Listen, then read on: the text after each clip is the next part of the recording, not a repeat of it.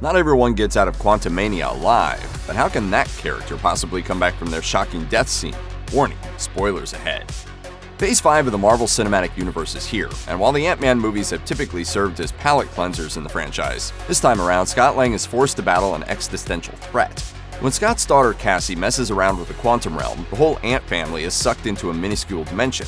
As if that wasn't bad enough, they soon discover they're being hunted by none other than Kang the Conqueror, who wants to break out of the quantum realm so he can carry on his destructive, timeline-ending warpath.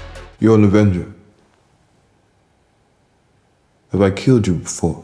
Kang proves to be the most formidable threat the Ant-Man crew has ever gone up against. While it initially looks like Kang might emerge victorious and actually kill Scott, our heroes manage to gain the upper hand at the very last second. During the movie's climax, Scott and Hope kill Kang by pushing him into a multiversal engine, and thus the next big bad of the MCU, who's apparently so strong he once killed a Thor variant, is unceremoniously dispatched by Ant-Man and Wasp. Okay, stop. What is that? 'Tis some kind of... That is a very big head. I am MODOK! Of course, death is rarely the end in the MCU.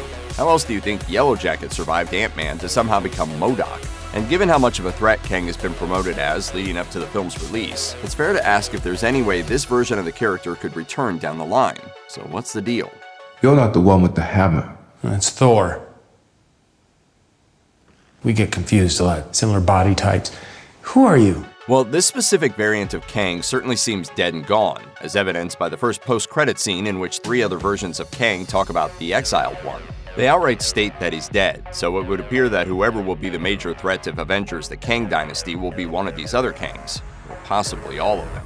However, Kang the Conqueror is one of the more iconic villains out of Marvel Comics, one who was built up as a significant threat prior to the film's release.